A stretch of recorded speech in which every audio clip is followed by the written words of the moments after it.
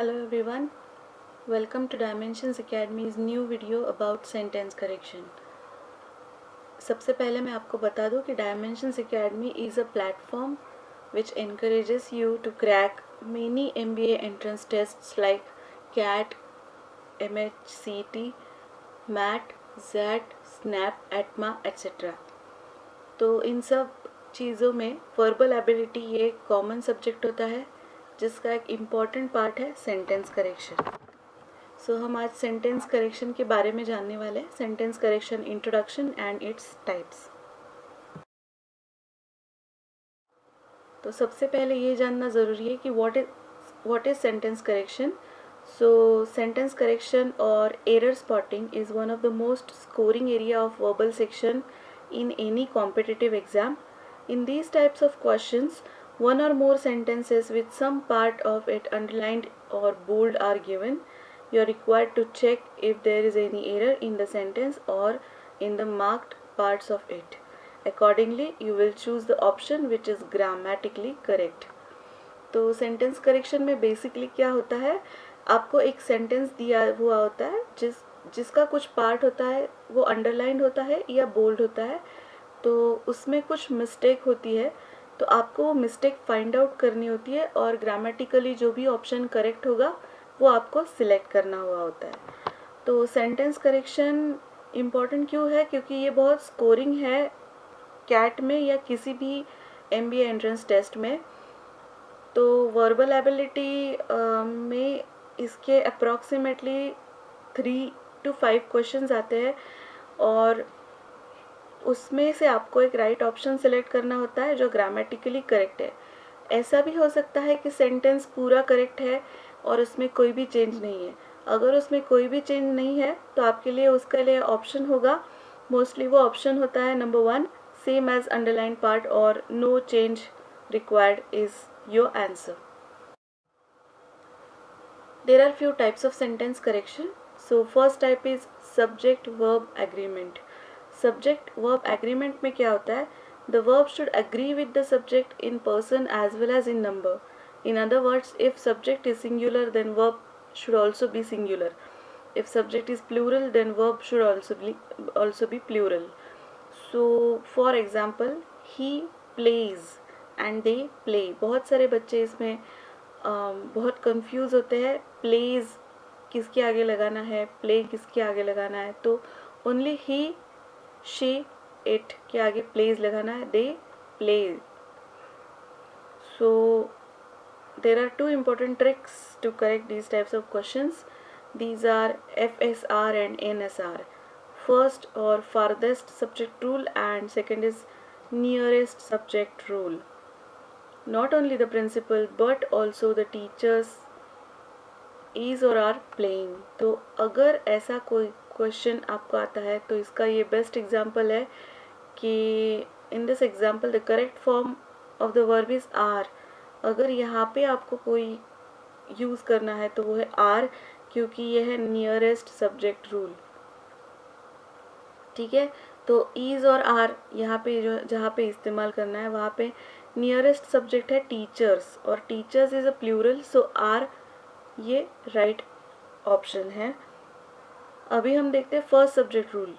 The principal along with the teachers is or are playing. तो यहाँ पे correct option होगा is, because first subject rule is applicable over in this sentence.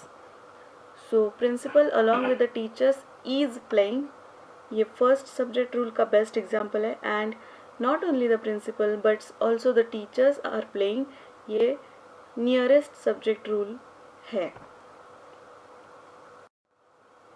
Second type of sentence correction is modifier. It can be a word or phrase which is used to modify any other word or a phrase. सो जो sentence को modify करता है वो है modifier. वो sentence को modify करने वाला कोई वर्ड भी हो सकता है या फ्रेज भी हो सकती है. मॉडिफायर्स के 3 टाइप्स है. फर्स्ट, मॉडिफायर्स के 3 पार्ट्स हैं, माफ़ कीजिए दोस्तों. मॉडिफायर के 3 पार्ट्स जो है उसमें से फर्स्ट पार्ट है adjectives, we can use adjectives as a modifier, and they are used to modify either nouns or pronouns. We also can use adverbs to modify any sentences, so they can modify adjectives, adverbs and verbs. And third is participles, they are used to modify nouns. एक example है मेरे पास, walking down on the road my hat flew off. तो इस sentence में ऐसे लगता है कि हैट वॉक कर रही है रोड पे और हैट फ्लू हो गई, हैट उड़ गई। तो ये ऐसा नहीं होना चाहिए, करेक्ट सेंटेंस होना चाहिए while walking down the road my hat flew off. तो ये जो वाइल ये वर्ड है, ये है हमारा मॉडिफायर जिसने हमारा सेंटेंस मॉडिफाई किया है। Next type is parallelism. If a sentence expresses many ideas that are similar to each other, they should be presented in parallel constructions. Likewise, they should be in the same grammatical form. इसका best example है, he desired to make a lot of money and that he might earn a good reputation. ये एक ऐसा example है दोस्तों जिसमें दो अलग अलग सेंटेंसेस है, उसमें एग्जैक्टली सेम आइडिया रिप्रेजेंट की गई है, बट ग्रामेटिकल फॉर्म उनका डिफरेंट है।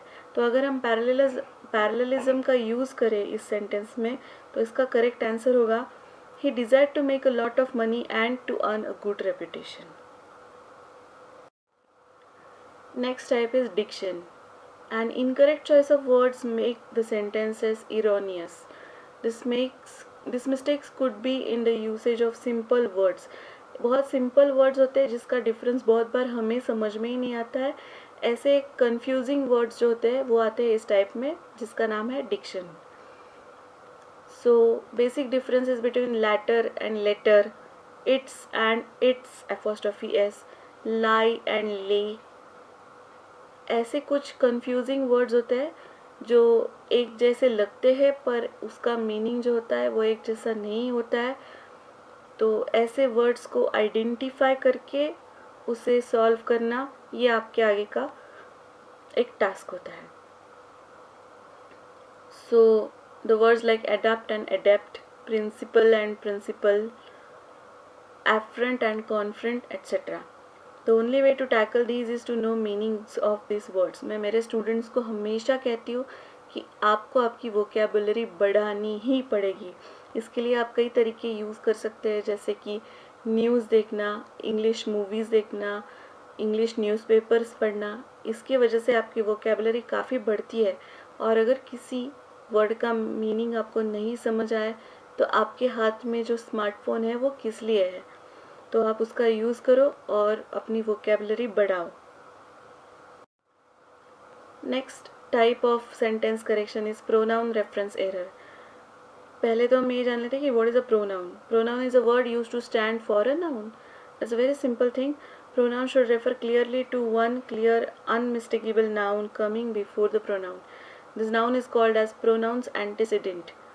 Unfortunately, it is very easy to create sentence that uses a pronoun without a clear, unmistakable noun antecedent. इसका बेस्ट एग्जाम्पल मैं आपको बताती हूँ तो आपको ये अच्छे से समझ में आएगा। The minister met the manager and he recognized him. In this case, he is neither a referring to the minister nor the manager. Hence, the sentence can be corrected in two ways. The minister met the manager who recognized him. The minister met the manager and recognized him. तो ये ऐसे sentences होते हैं जिसमें ही use किया है। तो ये ही जो है वो इधर मैनेजर को भी नहीं रेफ़र करता है और मिनिस्टर को भी नहीं रेफ़र करता है। तो ऐसे कुछ सेंटेंसेस होते हैं जो हमें टेक्निकली करेक्ट लगते हैं बट वो करेक्ट होते नहीं हैं। उसमें बहुत माइन्यूट सा ग्रामेटिकल प्रोनाउन रेफरेंस एरर होता है और वो एरर इन दोनों करेक्टेड सेंटेंसेस में शो किया है। A minister met the manager who recognized him and minister met the manager and recognized him. दोनों सेंटेंसेस का मीनिंग डिफरेंट है बट दोनों अपनी जगह पे सही है। यहाँ पे who and है जो प्रोनाउंस है जो मिनिस्टर के लिए एंड मैनेजर के लिए यूज़ किए गए हैं। Next type of sentence correction is redundancy. Redundancy is to avoid needless repetition of the fact or an idea. बहुत सारे sentences ऐसे होते हैं जिनमें वो sentences इतने बड़े होने की कोई ज़रूरत नहीं होती है, बट वो उतने बड़े होते हैं, तो हमको वो sentences को कंबाइन करना होता है और एक करेक्ट सेंटेंस बनाना होता है.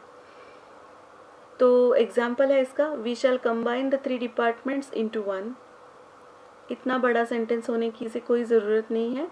Simply we can say we shall combine the 3 departments. Combine करने के बाद वो डिपार्टमेंट्स एक ही होने वाले. So this is the correct answer. We shall combine the 3 departments.